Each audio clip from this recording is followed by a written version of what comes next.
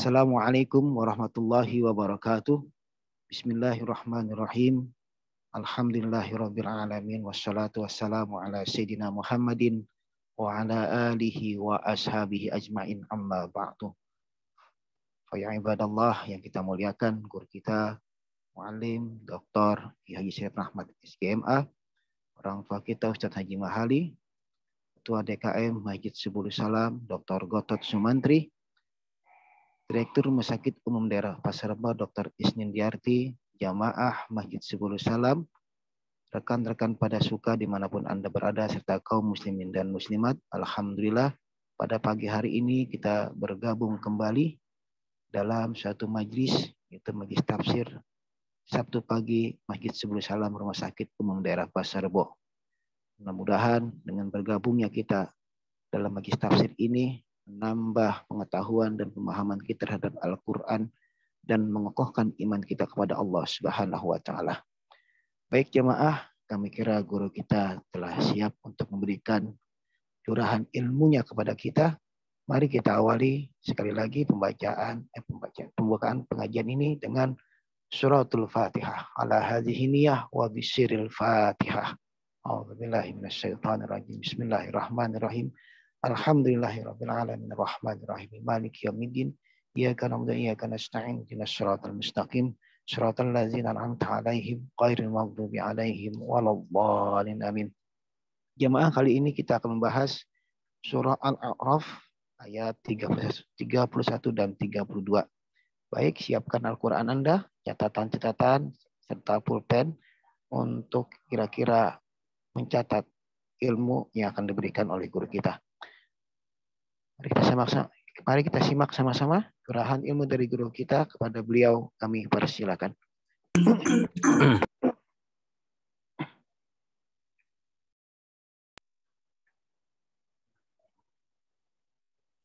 Assalamualaikum warahmatullahi wabarakatuh. Alhamdulillah wassalatu wassalamu ala Rasulillah Sayyidina Muhammad ibn Abdullah wa ala alihi wa ashabihi wa man tabi'ahu wa wala. Rabbi shrah li sadri wa yassir li amri wa hlul 'uqdatam min lisani yafqahu qawli. Subhanaka la ilma lana illa ma 'allamtana innaka antal alimul hakim. Amma ba'du.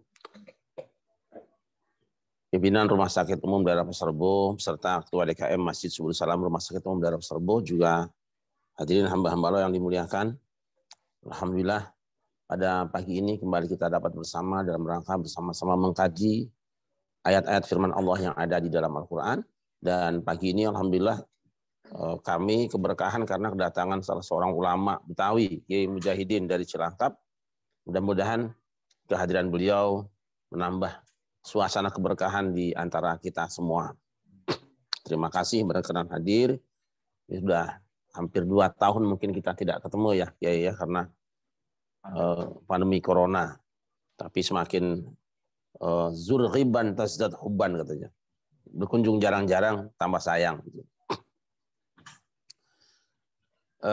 Pagi ini kita akan membaca kembali ayat 31 dan 32 dari suratul A'raf. Surat Al-A'raf ayat 31 dan 32. A'udzu billahi minasyaitonir rajim. Bismillahirrahmanirrahim. Ya bani Adam khudhu zinatakum 'inda kulli masjidin wa kulu washrabu wa la tusrifu innahu la yuhibbul musrifin. Qul man harrama zinatallahi allati akhraja li'ibadihi wat-tayyibati minar rizq. Qul hiya lilladzina amanu fil hayatid dunya khalisatan yaumal qiyamah. Kadzalika nufassilul ayati liqaumin ya'lamun. Silakan dibaca terjemahnya. A'udzubillahi minasyaitonirrajim. Bismillahirrahmanirrahim. Wahai anak cucu Adam, pakailah pakaianmu yang bagus pada setiap memasuki masjid. Makan dan minumlah, tetapi jangan berlebih. Sungguh Allah tidak menyukai orang yang berlebih-lebihan. Katakanlah Muhammad, siapakah yang mengharamkan perhiasan dari Allah yang telah disediakan untuk hamba-hambanya dan rezeki yang baik-baik? Katakanlah, semua itu untuk orang-orang yang beriman dalam kehidupan dunia dan khusus untuk mereka saja pada hari kiamat. Demikianlah kami menjelaskan ayat-ayat itu untuk orang-orang yang mengetahui. Shadaqallahul azim. Kalau kita baca kata per kata dari ayat ini, kemudian kita pahami sendiri dengan menggunakan kamus bahasa Arab, pasti akan muncul pemahaman yang aneh dan tentu akan menjadi rusak. Mari kita perhatikan. Ya bani Adam khudzu zinatakum inda kulli masjidin. Hai anak Adam, ambillah perhiasan kamu. Khudz itu akhadha yakhudzu, ambil. Ambillah perhiasan kamu inda kulli masjidin, di setiap masjid. Lalu kita pahami, berarti ayat ini nyuruh kita ngambil yang bagus-bagus di masjid. Nah, mungkin ini tafsirnya pencuri paling cocok. Makanya ambil yang baik, tinggalkan yang buruk. Dia bawa sendal sisirangan, sendal jelek, pulangnya ngambil sendal yang baru. Ini kalau tafsirnya, terjemahnya begitu, ya rusak agama. Khudz, ambil apa? Zinatakum, perhiasan kamu, inda kulli masjid. Pokoknya kalau punya bagus-bagus ke masjid aja, ambil aja di situ. Ini pentingnya kita mengkaji dan mengaji tafsir serta melihat setiap makna teks di dalam Al-Quran merujuk kepada sumber yang memang kepada dia Al-Quran diturunkan, atau paling tidak kepada orang-orang yang tahu proses saat turunnya Al-Quran. Baik, supaya kita tidak terlalu panjang, kita akan mulai. Bismillahirrahmanirrahim.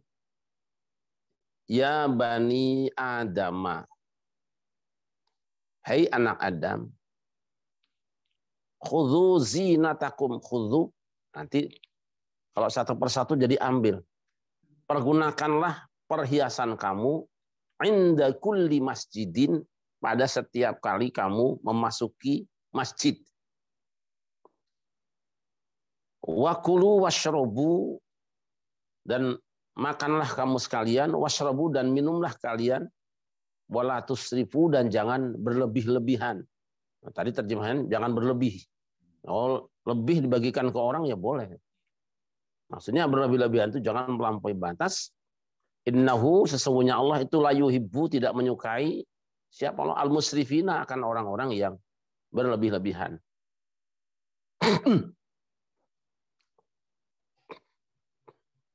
Ayat ini dimulai dengan ya bani Adama. Mengapa? Kita lihat pada ayat sebelumnya itu, atau Allah mengangkat ayat ini, menyatakan firman ini setelah kisah Adam dan Hawa.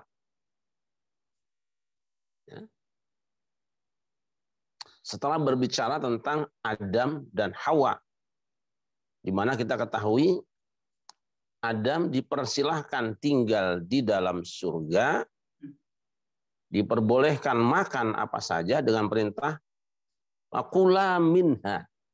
Ini memang akan menjadi enak kalau kita bahas tafsir itu dengan bahasa aslinya, lalu ayatnya direndeng-rendengin. Jadi ini kepada Adam, Allah berfirman, Adam dan Hawa.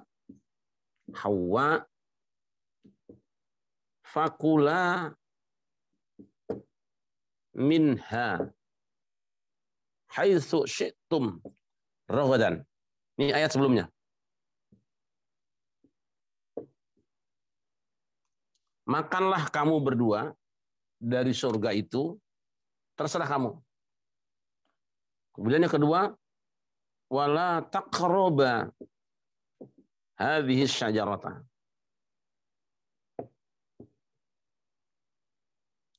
Kamu jangan mendekati satu pohon ini. Ini. Nah, kemudian seperti kita ketahui, Adam dan Hawa tergoda oleh kampanye iblis, oleh kampanye setan, sehingga dia memakan sesuatu yang tidak boleh dimakan. Larangan makan itu setelah adanya perintah makan. Dan ini adalah musnasnanya, yang diistisnakannya. Hanya satu pohon.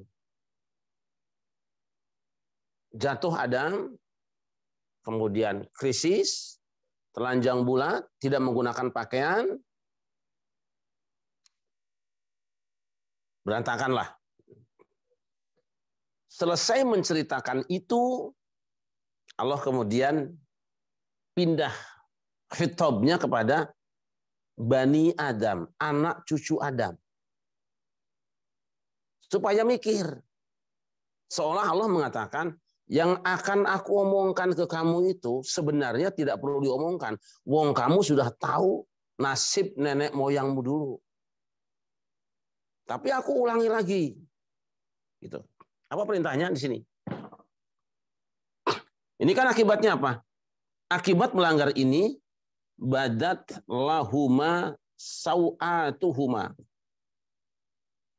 Telanjang atau aurat, tidak berpakaian utuh.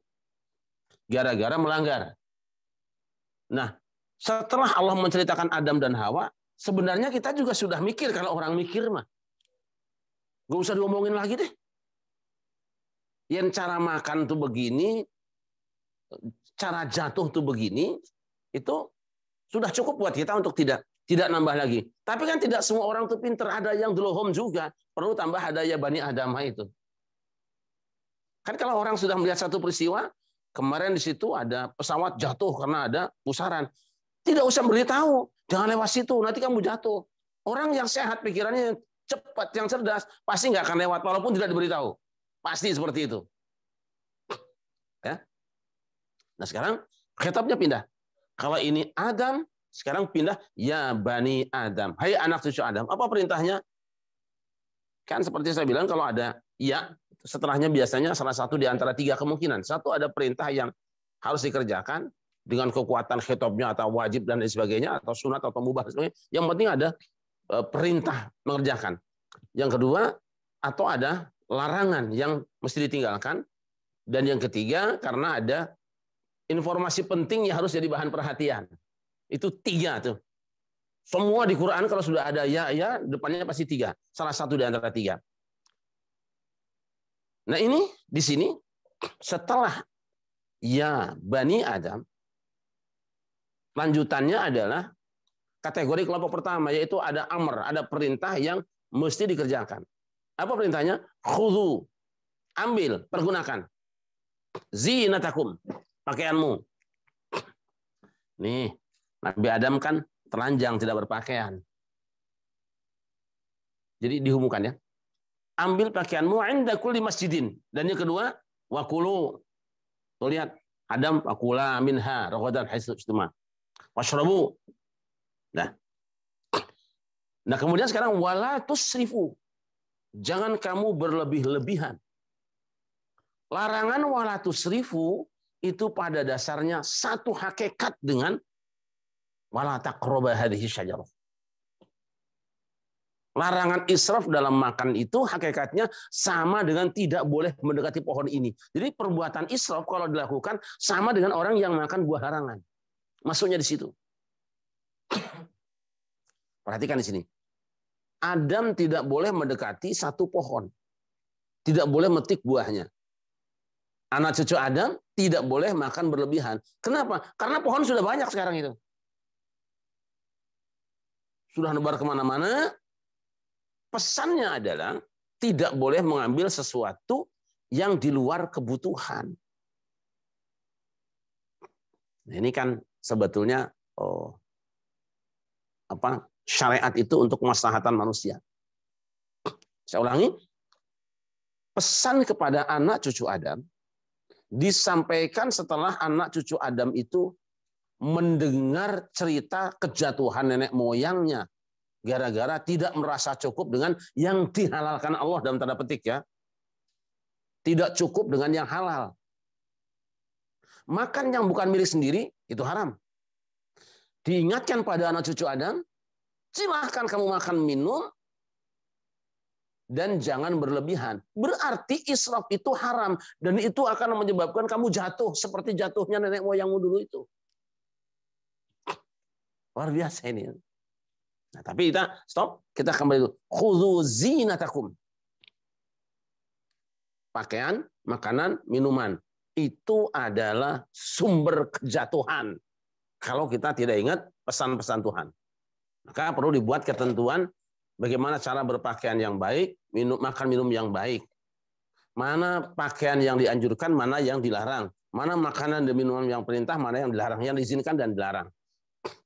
Nah, kata zina pada kalimat ini, menurut asal katanya adalah perhiasan. Apa-apa yang indah itu zina. Bahkan dunia ini semua juga zina. Zuyyina lin-nasi hubbus syahawat minan nisa wal banin wal qanatir dan seterusnya. Sengaja oleh Allah dibikin ya. Dunia ini indah di hati manusia.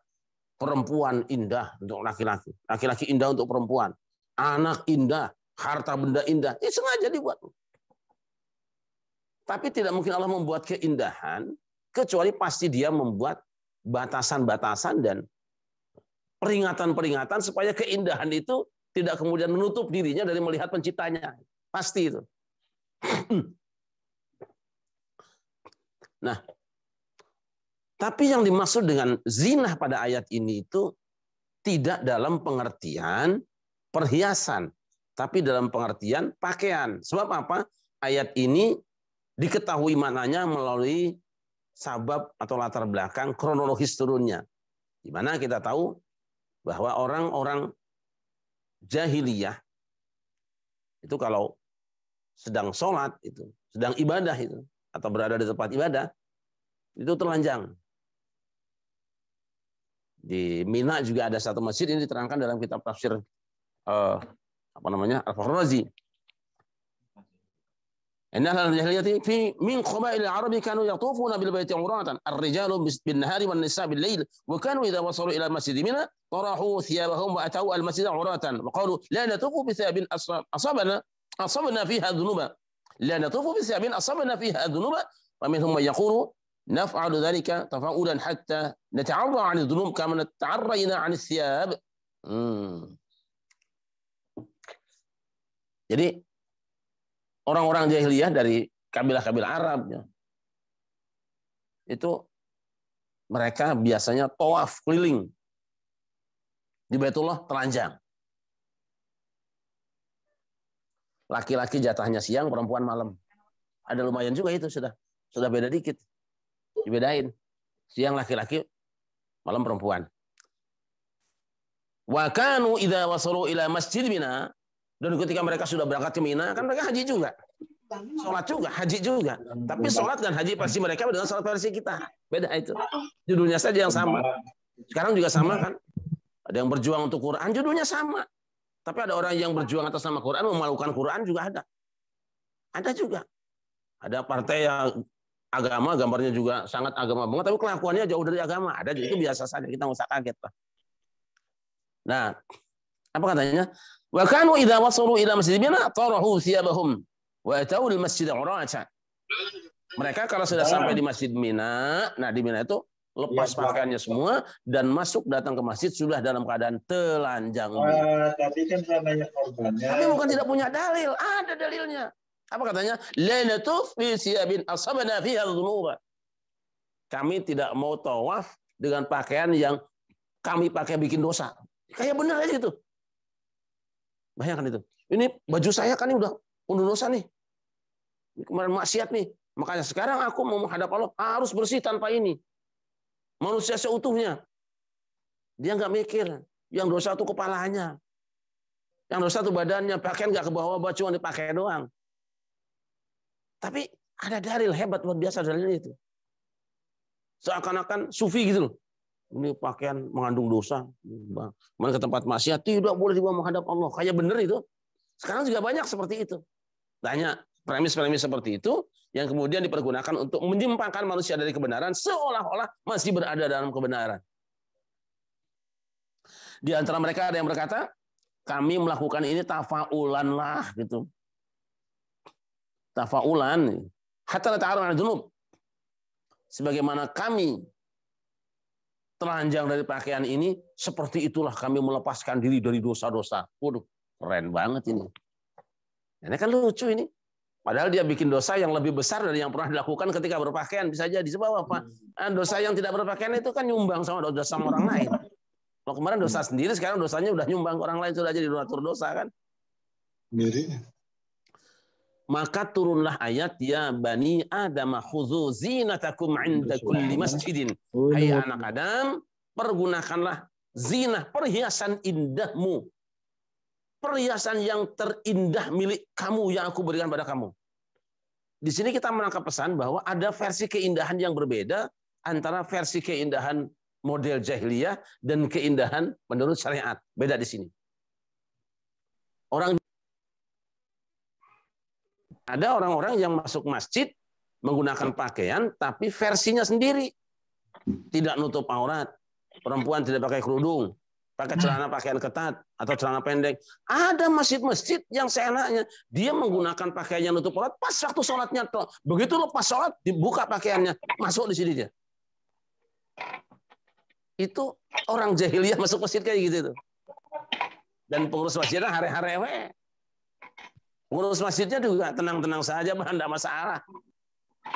Jangan jadi pengurus masjid kalau tidak berani negor orang yang ngotori rumah Allah. Kamu tanggung dosanya. Saya Taufik ini paling berat ini sama Dokter Gotot ini. Karena di rumah sakit itu kan orang telanjang tiap hari. Tentu yang dimaksud telanjang dilarang ini telanjang orang masuk masjid, bukan mau dioperasi. Itu lain urusannya. Masa orang operasi suruh pakai levis kan tidak. Maka pengurus harus berani. Begitu ada orang minimal kita tulis di situ. Tidak nutup aurat, dilarang menginjak kawasan ini. Keras saja sekalian. Tidak masuk masjid ini atau tidak masuk kawasan ini dengan busana apa? Tidak nutup aurat kecuali anjing misalnya gitu. Kan bagus itu. Sekalian aja. Kita kan berani tidak kencing di sini kecuali anjing. Itu berani. Sekarang masjid udah ekstrim kita. Yang masuk masjid ini tidak nutup aurat, tidak pakai jilbab, dia adalah sok itu baik. Kalau ekstrim, tapi jangan ekstrim lah. Yang penting ada tulisan, mohon maaf yang tidak menggunakan jilbab, jangan menginjak kawasan ini. Ini rumah Allah. Biar mikir, kalau masuk juga, Pak, tolong baca agak keras, bisa nggak? Gitu. Jadi ada keindahan versi jahiliyah, ada keindahan versi Islam, versi syariat. Kita, Masya Allah ya, orang kafir masuk masjid boleh. Tapi orang buka aurat, jangan masuk masjid. Beda di situ. Kafirnya kan di dalam, akidahnya di dalam. Tapi buka auratnya itu actionnya. Inilah bedanya antara urusan akidah dengan fikih. Masuk masjid selain Masjidil Haram dan Masjidil Nabawi boleh orang kafir, nggak ada masalah. Yang tidak boleh itu masuk kedua masjid tadi. Tapi kalau masuk masjid manapun juga dalam keadaan telanjang, dalam keadaan tidak nutup aurat itu tidak boleh. Jadi, ya, mohon Dokter Gotot dan teman-teman Ustaz Taufik terutama segera bikin tulisan di masjid kita supaya betul-betul rumah Allah itu wingit, sakral, ya, sakral, indah. Tidak masuk situ kecuali orang yang memang hatinya ada mahabbah pada Allah. Khudzu zinatakum 'inda kulli masjidin. Kata zina di sini kemudian diulangi pada ayat berikutnya. Oh, saya ingin garis bawahi kata masjid dulu ya, kata masjid dulu. Kata masjid di dalam Al-Qur'an itu tidak selamanya dalam pengertian masjid seperti yang kita ada hari ini, sebuah tempat ibadah. Tidak seperti ini. Kita tahu bahwa istilah masjid ya, syar'i yang permanen itu untuk istilah umat Muhammad. Kalau orang Yahudi Nasrani kan ada apa namanya? Ada sinagog, ada gereja. Nah, milik umat Islam itu namanya masjid. Tetapi kalau kita membaca kitab-kitab hadis atau ayat Al-Qur'an, tidak selamanya kata masjid itu dalam pengertian seperti yang kita bayangkan ini. Sebuah bangunan. Ini ayat ini. Misalnya di Quran ada ayat mengatakan walaula daf'ullahi an-nas ba'dhum bi ba'din lahuddimat sawami'u wa bi'un wa shalawatun wa masajid. Itu masih masjid ke kita. Tapi ketika sampai di ayat di dalam suratul Kahfi, qala alladziina ghalabu 'ala amrihim lanattakhidhanna 'alaihim masjida. Orang-orang yang unggul pendapatnya, yang diterima pendapatnya oleh Ashabul Kahfi, orang-orang tentang Ashabul Kahfi, masyarakat itu mengatakan, kami akan menjadikan tempat mereka, kuburan mereka itu masjidah. Apa namanya? Dibangunkan masjid gitu loh, monumen. Dan kalau kita masuk hadis, ittakhadhu qubur anbiya'ihim masajid. La'anallahu al-yahud ittakhadhu qubur anbiya'ihim masajid. Allah melaknat orang-orang Yahudi karena telah menjadikan, memposisikan kubur nabi-nabi mereka masajid, bukan bangunan, tapi mereka bersujud menyembah kepada kuburannya. Nah itu. Nanti dalil ini yang digunakan untuk mengatakan tidak boleh sholat di masjid yang ada kuburannya. Ya tidak nyambung. Tidak nyambung kalau begitu. Sebab kalau sholat di masjid yang dekat kuburan atau di dalamnya ada masjid, kemudian diharamkan, maka orang-orang jadi dosa semua naik haji karena sholat di Masjid Nabawi. Di samping Raudhah ada Masjid Rasul. Dari belakangnya menghadap kiblat, kita sholat di situ. Kita tidak usah mengikuti dalil yang tidak populer apabila kemudian akan menimbulkan sebuah kegoncangan. Umum saja. Baik, kita lanjutkan. Di sini ada perintah khudhu zinatakum 'inda kulli masjid. Pergunakan zinah kamu. Jadi yang kita gunakan kata zina. Tadi urusan makna zina itu pakaian sudah selesai. Karena ada ayat berikutnya. Qul man harrama zinatallahi allati akhraja li ibadihi wa thayyibatin min rizq. Ayat berikutnya. Katakanlah, siapakah orang? Sebetulnya bukan pertanyaan. Bukan pertanyaan. Ya, tidak boleh orang, gitu kira-kira terjemahannya itu. Seperti fahal antum muntahun. Adakah kamu hentikannya? Maksudnya intahu. Nah di sini man harrama, siapakah orang yang mengharamkan zinatallahi, akan perhiasan Allah yang telah dikeluarkan kepada hamba-hambanya. Oleh sebahagian ulama difahami bahwa kata zinah yang terulang 2 kali di ayat ini menunjukkan bolehnya secara mutlak umat Muhammad menggunakan pakaian yang berupa hiasan, termasuk emas, perak, dan lain sebagainya. Tidak terbatas hanya perempuan, tapi laki-laki dan perempuan. Sebab Bani Adam itu meliputi laki-laki dan perempuan. Ini diambil oleh sebahagian ulama. Dalilnya ini. Tetapi mayoritas ulama mengatakan bahwa menggunakan emas itu boleh bagi perempuan, haram bagi laki-laki. Kenapa? Dasarnya ada hadis Nabi yang mengatakan itu. Saya akan bacakan salah satunya, mumpung ingat ya.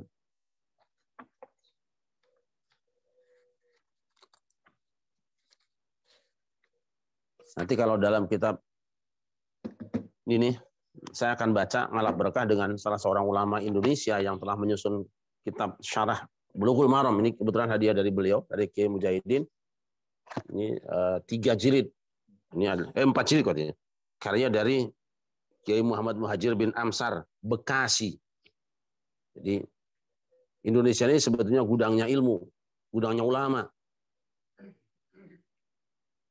Saya kemarin sudah menyampaikan ke beberapa tokoh. Pertama saya sampaikan kepada perpustakaan PBNU. Di sana saya sampaikan, coba kita adakan pameran kitab karya ulama Nusantara. Teknisnya bagaimana? Gampang saja kok, tidak sulit. Instruksikan, kita panitia bertemu dengan presiden misalnya, atau menteri agama lah. Instruksikan kepada seluruh kepala daerah untuk menginventarisir kitab-kitab karya ulama, lalu angkut ke Jakarta, biaya Pemda. Itu sudah saya sampaikan di PBNU. Kira-kira tahun 2019 lalu. Belum ada respon. Saya sampaikan juga kepada Pak JK, Pak Yusuf Kala. Saya khusus datang ke Dewan beliau untuk bicarakan, Pak, ini karya luar biasa anak bangsa yang belum diekspos. Kalau diekspos pasti dunia akan ngantri ke sini. Ulama seluruh dunia akan nginap di Indonesia. Saya bicara dengan beliau berdua, tapi ngajak teman anak saya Awang, saya ikut supaya ada dokumennya. Diekspor semua kitab karya ulama Indonesia supaya Indonesia jangan dianggap kecil. Terakhir saya dapat kitab itu tentang nahwu dari Babakan Ciwaringin Cirebon. Luar biasa itu kitabnya, luar biasa. Dan syukur sekarang di Mesir ada juga anak Indonesia yang menyusun nazom qiraat Syu'bah, kalau nggak salah Syu'bah itu sudah 300 bait syair. Itu saya sudah ketemu, sudah ngobrol berapa kali, dan saatnya nanti insya Allah paling-paling kita akan bawa pulang ke sini, tunjukkan kepada negara anak bangsa punya karya besar. Ini bukan gampang itu. Nah, ini salah satu karya yang monumental, ada dibaca di seluruh dunia ini. Dibaca ini. Itu karya Kiai Muhajir bin Amsar, Bekasi. Nah, ini namanya Misbahul Dhalam, Syarah Bulughul Maram, karya Ibnu Hajar Al-Asqalani Al-Hafidz. Kalau kuburannya Ibnu Hajar saya malah sudah bolak-balik ke sana. Tapi kalau kuburan beliau malah belum ini kita. Insyaallah nanti kita akan menyambungkan rohani, menyambungkan spiritual dengan guru, ya kita kunjungi. Ini kita akan baca.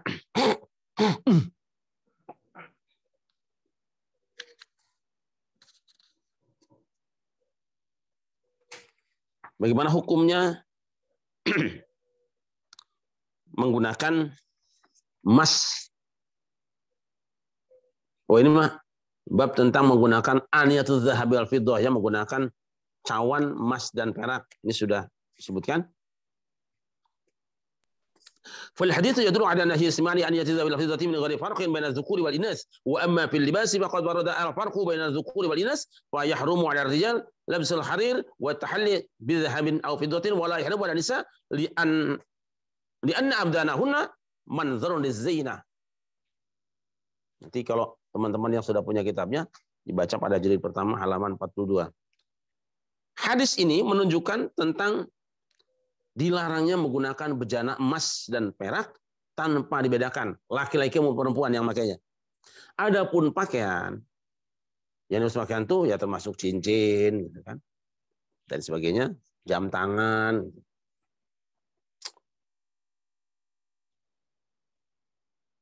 Faqad warada al-farqu baina adh-dhukuri wal inas. Telah ada datang perbedaan hadis yang membedakan atau yang beda antara laki-laki dan perempuan. Haram atas laki-laki menggunakan perak, sutra, kemudian perhiasan emas atau perak. Sutra, emas, perak haram bagi laki-laki. Wala yahrum dan nisa'i, dan tidak haram atas perempuan. Kenapa? Ini dia. Ini setahu saya tambahan beliau yang luar biasa. Li'anna abdanahunna, karena fisik perempuan itu mandrun lizinah. Memang ekspresi perhiasan gitu. Mencerminkan pemandangan perhiasan. Jadi perempuan itu harus dihias seindah-indahnya. Nah, jangan sebaliknya laki-laki dihias seindah-indahnya. Jadi kayak bencong nanti. Biarkan hiasan perempuan kan.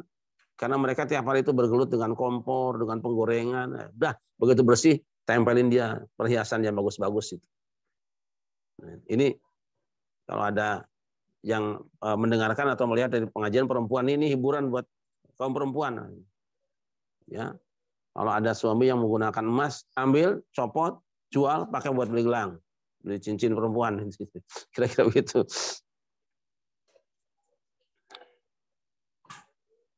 Nah, ini hukum menggunakan emas bagi kaum laki-laki adalah haram. Kalau begitu berarti hadis ini mentakhsiskan ayat tadi. Mengkhususkan ayat tadi. Tidak semua perhiasan itu halal bagi laki-laki. Halal bagi perempuan. Jadi ayat yang tadi yang mengatakan supaya menggunakan perhiasan itu dibatasi berlakunya untuk kaum laki-laki, tidak boleh menggunakan perhiasan emas, perak, dan sutra. Tapi memang ada sebahagian ulama yang tetap mempergunakan ayat ini, termasuk Persis di Indonesia, itu Hasan Bangil, Hasan Bandung, beliau tetap mengikuti pendapat sebahagian ulama membolehkan laki-laki memakai emas dan perak. Nah, nanti ada yang tengah-tengah. Seingat saya itu mazhab Maliki tengah-tengah. Mereka tidak mengatakan haram, jatuhnya makruh saja. Itu karena apa? Pertemuan antara dua dalil Quran yang qat'i subut dalalah, qat'i urud dalalah bertemu dengan hadis yang ini qat'i dalalahnya tapi dhanni urudnya karena hadis ahad. Kemudian dia jatuhnya di tengah-tengah, jadi hukum makruh saja. Jadi ya tidak haram. Biarkan pendapat ini berjalan, tapi kemudian ada yang memaknai lain ketika bicara tentang perhiasan tadi. Apa katanya? Khudzu zinatakum 'inda kulli masjidin, sebetulnya bukan sedang berbicara fisik dan jangan dibawa ke fisik. Bawa takwamu, pakaian terindahmu itu. Kenapa? Sebelumnya ada walibasut takwa dari khair. Ayat sebelumnya, pakaian takwa itu terbaik. Jadi ketika bawa perhiasan, juga yang dimaksud dengan pakaian dan perhiasan di ayat itu adalah apa? Takwamu yang ada di hatimu. Kalau masuk masjid, hatimu jangan dunia gitu loh. Kalau masuk masjid, hatimu sudah ketakwaan seperti itu. Ala kulli hal silahkan berbeda pendapat, tapi saya kira lebih baik saya mengikuti jumhur ulama bahwa emas itu haram buat laki-laki, halal buat perempuan. Syukur-syukur kalau punya duitnya, belikanlah istrimu emas dan kurangi perhiasanmu. Ya, kapan lagi sih menyenangkan istri gitu? Kalau semuanya serba keren, tapi memang biasanya para penguasa itu lebih senang mendandani dirinya, ya, istrinya ala kadar saja. Coba lihat di raja-raja itu, wakinya tuh gagah bener, perempuannya baju aja pas-pasan aja. Udah syariat maunya apa? Perempuan adalah aurat, aurat. Sempurnakan tutupnya, setelah selesai tutup auratnya, lengkapi perhiasannya. Saya kira itu saja. Ini ada sahabat saya, Kiai Mujahidin, silahkan ditambahkan supaya tambah-tambah faidah buat saudara-saudara saya yang ikut hadir di kajian Sabtu pagi ini. Nah itu mudah-mudahan nanti juga terus kita nyambung silaturahimnya sehingga bertambah banyak guru, tambah banyak barokah, tambah banyak ilmu,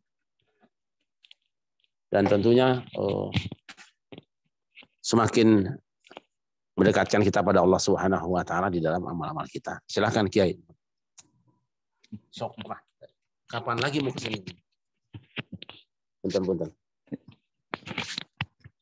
Silakan. Assalamualaikum warahmatullahi wabarakatuh. Waalaikumsalam. Bismillah walhamdulillah wassalatu wassalamu ala Rasulillah Muhammad bin Abdullah wa ala alihi wa sahbihi ajma'in, amma ba'd. Yang saya hormati, yang saya muliakan Kakanda Dr. Kiai Syarif Rahmat SKMA. Wa ta'ala bituli hayati. Dan kita doakan beliau selalu dalam keadaan sehat walafiat, dan Allah berikan kekuatan zahir batin untuk bisa melanjutkan daripada perjuangan dakwah Islamnya yang ditemu para nabi, para rasul, para aulia, para ulama mutaqaddimin dan mutaakhirin, dan semoga ilmunya selalu bermanfaat dunia dan akhirat, dan selalu keturunan-keturunannya Allah jadikan sebagai penerus apa yang disampaikan oleh orang tuanya, yaitu Kakanda Kiai Syarif Ahmad SKM. Para jamaah dan pemirsa dimanapun Anda berada, khususnya bimbingan di bawah naungan Kakanda Kiai Syarif Ahmad SKMA. Sebenarnya apa yang sudah disampaikan oleh beliau itu luar biasa. Ya. Sudah memadai dan sempurna. Kalau lauk sudah asin, jangan diasinin lagi. Hidangan yang sudah apa? Yang sudah cukup bumbunya, kalau ditambah bumbunya lagi bagaimana, Kiai? Ya. Tapi tadi baru goreng tempe, sekarang soto Betawi. Ya. Sebenarnya tadi apa yang disampaikan itu sangat relevan sekali apa yang ada dalam hadis Arba'in di hadis ke-10. Ya. Pas banget. Saya masih ingat sekali masih adanya almarhum Al-Maghfurlah Mu'alim Kaji Muhammad Syafi'i Hazan. Ketika beliau diundang acara maulid di Condet, saya diapit oleh dua ulama besar. Artinya saya di tengah-tengah. Mu'alim Syafi'i Hazami berada di sebelah kanan, Mu'alim Kamal ada sebelah kiri. Masih ada Gubernur Bapak Fauzi Bowo. Kebetulan beliau nggak bisa hadir, asistennya. Di situ dihidangkan banyak semua. Di situ dihidangkan banyak semua. Berbagai macam hidangan. Ada nasi kembuli, ada durian, ada opor, ada soto, macam-macam. Mu'allim Syafi'i Hazami, dia makan semuanya. Lalu ditegur mu'allim. Mu'allim, apakah nggak pantangan? Kan mu'allim nggak boleh apa? Nggak boleh makan ini, itu, dan sebagainya. Apa jawaban beliau? Simpel sekali. Jangan suka melarang orang yang makan apa yang Allah sudah halalkan. Yang penting wa kulu washrobu. Wasrobunya kulu washrobu wala tusrifu. Wala tusrifu ini nih yang nggak boleh. Apa aja yang dihalalkan oleh Allah Subhanahu wa taala, makan. Ya. Yang kedua, apa yang tadi sudah disampaikan ya oleh Kakanda Syarif Rahmat SKMA, ketika kita masuk ke masjid, itu yang dimaksud adalah menutupi aurat. Tadi benar, harus tegas. Yang namanya pengurus masjid, pengurus musola harus berani. Berani menegur ketika orang masuk tanpa aurat. Harus ditutup. Kalau nggak berani, jangan jadi pengurus masjid. Ya, itu aja cukup, sekian tambahannya. Ya. Nanti dibuka hadis arba'in di hadis ke-10. Ya, sesuai dengan ayat apa yang sudah disampaikan oleh Kakanda. Jadi cukup, ini udah apa namanya? Udah sempurna. Nanti kalau saya tambahin lagi tambah gak enak, kebanyakan bumbu. Ya. Terima kasih, Mbak Ki.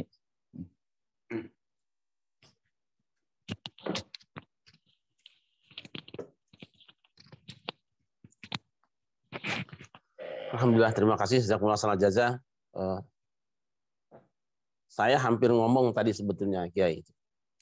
Jadi pengalaman yang sama ketika saya diundang ceramah, kalau tidak salah namanya Masjid Al-Anwar atau apa di Kebayoran itu, ke dalam dekat di belakangnya dari apa namanya Tanah Kusir, pemakaman Tanah Kusir.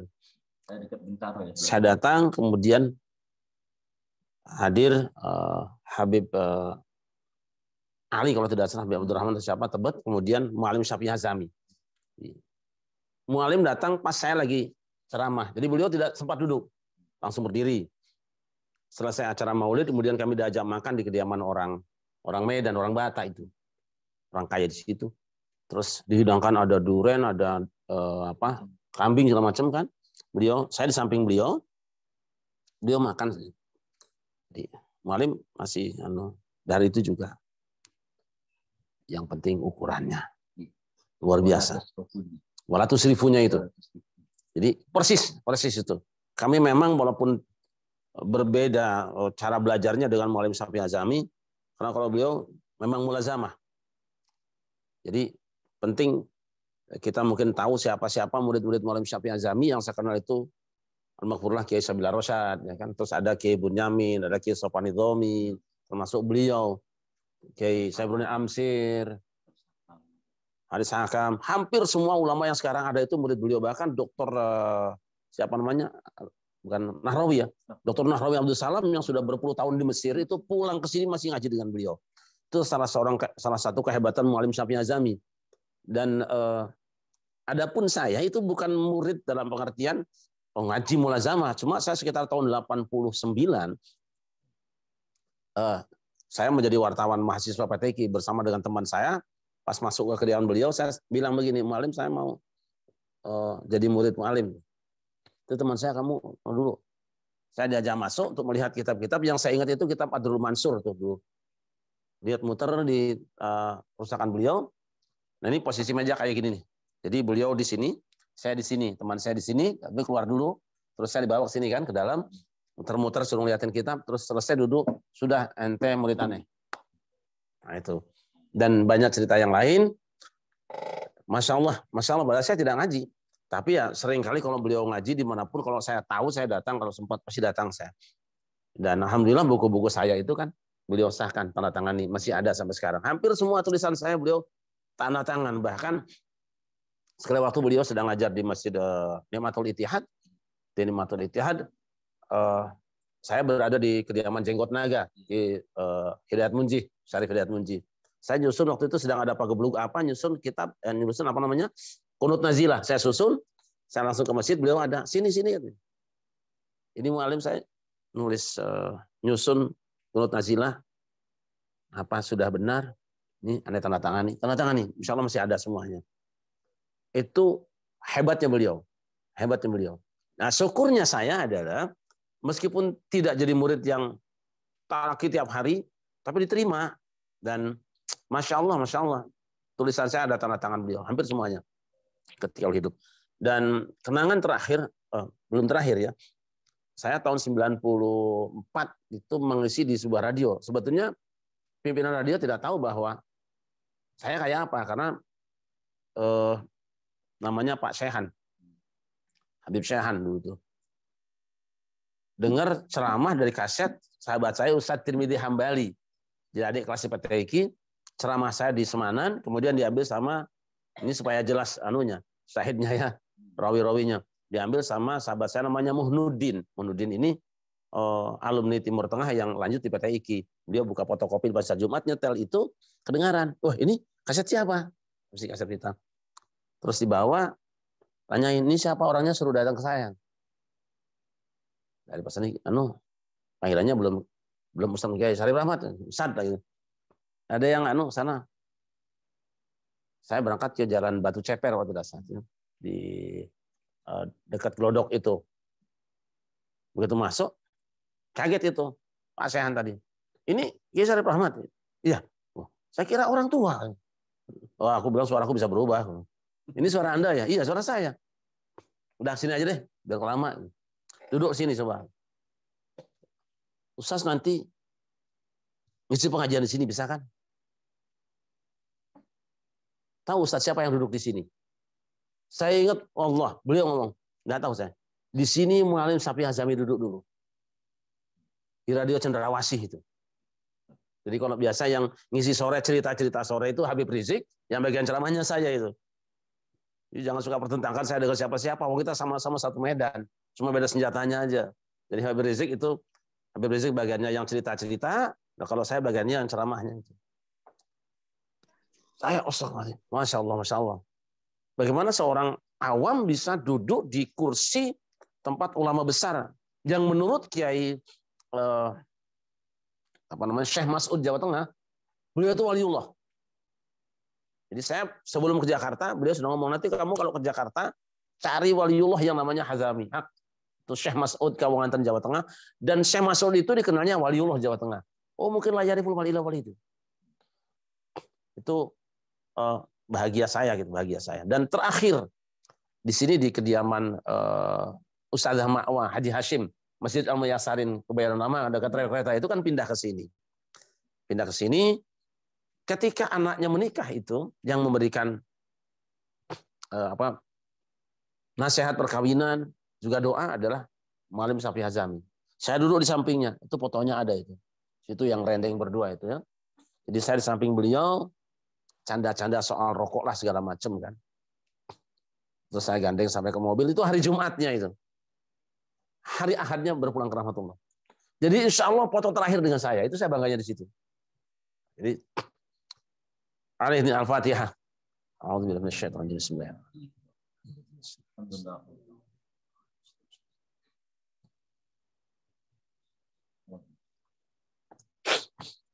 Jadi kalau ada orang nyebut beliau wali, sudah selesai, tidak usah dibahas. Saya sudah yakin lah. Dan pertemuan saya dengan beliau yang pertama itu adalah ketika wafatnya Kiai Haji Abdullah Syafi'i di Saharjo. Kebetulan saya sedang di kelas.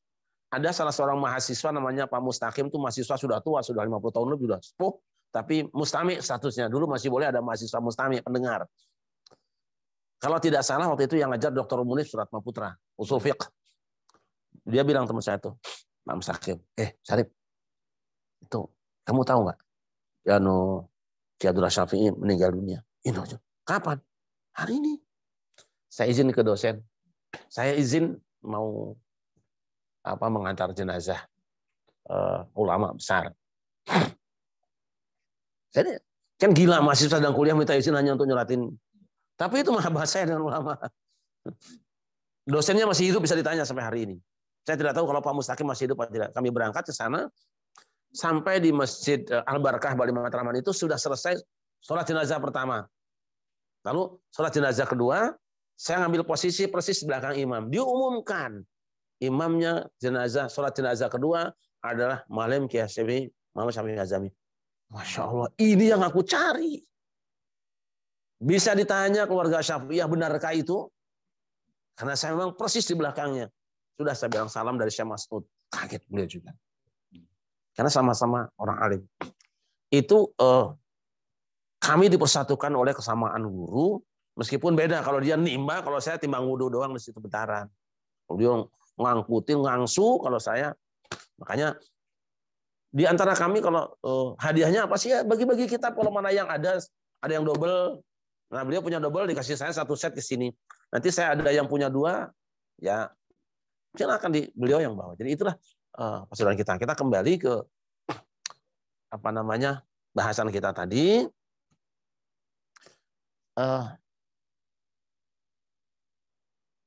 Allah mengingatkan Adam, mempersilahkan Adam untuk menikmati fasilitas dalam surga, dan mengingatkan ada bahayanya kalau makan sesuatu yang tidak diperkenankan. Jatuh gara-gara melanggar ini. Ini kemudian disusul dengan pesan pada kita, makanlah silahkan, pakai pakaianmu. Tapi jangan israf. Nah, israf, ada temannya tabdzir. Jadi tabdzir, israf, atau makan barang haram. Di korupsi, israf, tabdzir itu sama. Nah kalau tabdzir itu apa? Makan melebihi kebutuhan. Makanya mubazir tuh, gitu loh. Kalau bazar itu tabdziron, nanti bazaron itu bazar sih. Bazar ya, bazar dan pasar, bazar itu lebihan. Jadi kita menyiapkan makanan melebihi yang kita butuhkan, kemudian ketika makan selesai itu tersisa dan tidak dan sia-sia, itu tabdzir. Nah, kemudian kalau israf itu menikmati memakan makanan atau minuman melebihi kapasitas perut yang membutuhkannya. Jadi kemelinaan kemerkaan kalau bahasa Sunda. Parok teuing. Nah, enggak ada cukupnya. Kalau yang pertama tadi apa? Orang yang tabdzir itu mubazir itu ikhwana syayatin. Saudaranya setan. Kan setan yang bikin jatuh Adam juga. Sedangkan israf, la yuhibbul musrifin, Allah tidak suka dengan orang musrifin. Sebetulnya dua-duanya juga ikhwan setan ini. Jadi ikhwan setan, saudaranya setan. Makan israf, tabdzir itu saudaranya setan. Jadi ayo kita renungkan ini semua supaya kita jangan menjadi korban berikutnya setelah nenek moyang kita. Cukuplah nenek moyang kita jadi korban provokasi setan, kita jangan mengulanginya lagi karena sudah cukup dinasihati. Demikian saya kira, mudah-mudahan manfaat. Mohon maaf kita tidak ada tanya jawab dulu ya. Nah ini saya harus menghormati beliau, belum ngobrol dari tadi. Mungkin kopinya dibuat juga yang panas lah, dingin ya. Terima kasih Ustaz, jazakallahu khairan jazaa. Mudah-mudahan kita panjang umur dan guru-guru kita senang dengan kita. Guru-guru kita senang dengan kita walaupun yang kita lakukan hanya sekedar ya setetes dari air yang kita ambil dari lautan yang begitu luas ya. Dan satu hal penting saya sampaikan di sini, Muallim Syafi'i Azami sempat membaca tulisan saya tentang tidak bolehnya orang yang hamil karena zina dikawinkan. Beliau termasuk yang boleh selama gini-gini. Tulisan saya dikirim ke beliau lewat murid saya atau teman saya, Ustadz Ali Sodikin, kan murid Arba'in dah. Dikirim ke sana, Muallim baca. Jawabannya apa? Saya senang walaupun berbeda karena ini, saya senang karena dia sudah mau menganalisa. Begitu guru yang hebat. Beda pendapatnya tapi kok ucapannya senang. Ini kalau nggak lautan yang luas nggak mungkin. Nah, yang tidak senang dengan perbedaan biasanya orang-orang yang sempit gitu aja. Terima kasih. Hasbunallahu wa ni'mal wakil. Silakan Ustaz Taufik. Alhamdulillah, jamaah sama-sama tadi kita dengarkan kajian dari guru kita Yang kesimpulannya apabila kita masuk masjid dalam bentuk aurat dan menggunakan pakaian yang terbaik, tetap perhiasan. Dan jangan makan dan minum berlebihan. Baik jamaah, karena guru kita ada keperluan, kami tidak punya pertanyaan, segera kita tutup saja pengajian kita dengan dipimpin doa oleh guru kita. Kepada Kiai kami persilakan. Terlebih dahulu saya mengucapkan terima kasih teman-teman, sahabat-sahabat saya yang saya lihat di sini ada Ustaz Somad Mursul Syauki, ada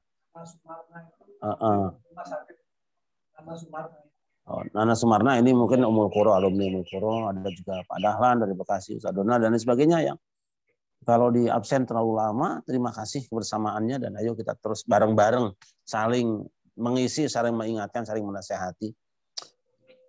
Kita baca suratul Fatihah. Seperti biasa kita khususkan untuk ibu dan bapak kita semua, guru-guru kita semuanya, baik yang hidup maupun telah wafat. Juga untuk segenap keluarga besar Rumah Sakit Umum Daerah Pasar Rebo. Moga-moga dari pimpinannya, dokternya, perawatnya, sampai semuanya Allah berikan kesabaran dan kemudahan di dalam merawat pasien-pasiennya, dan pasien-pasien yang dirawat segera diberikan kesembuhan. Ada hadiniyah Al-Fatihah.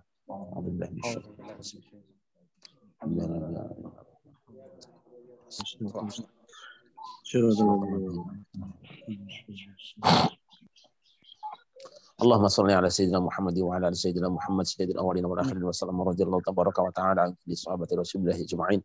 Alhamdulillah hamdan yuwafi ni'amahu wa yukafi mazidah. Ya Rabbana lakal hamdu kama yanbaghi li jalali wajhika wa 'azimi sultanik. Allahumma ighfir lana dhunubana wa li walidina warhamhum kama rabbawna shighara wa li jami'il muslimina wal muslimati wal mu'minina wal mu'minat al ahya'i minhum wal amwat. Rabbana zalamna anfusana wa illam taghfir lana wa tarhamna lanakunanna minal khasirin. Rabbana la tuzigh qulubana ba'da idh hadaytana wa hab lana min ladunka rahmatan innaka antal wahhab. Rabbana jami'un nasi li yaumin la raiba fihi innallaha la yukhlifu al-mi'ad.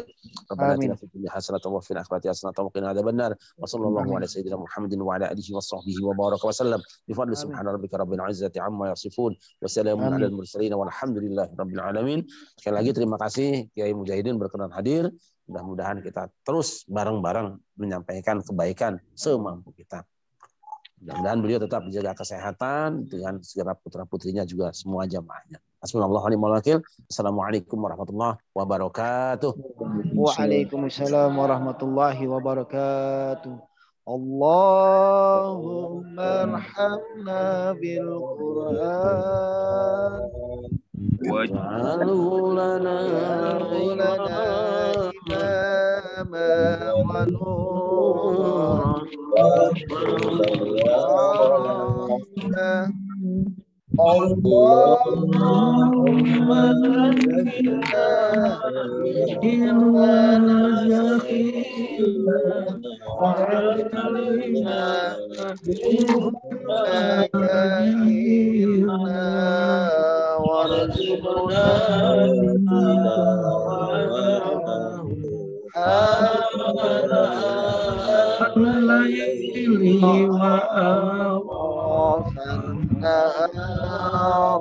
waj'alhu lana hujjatan ya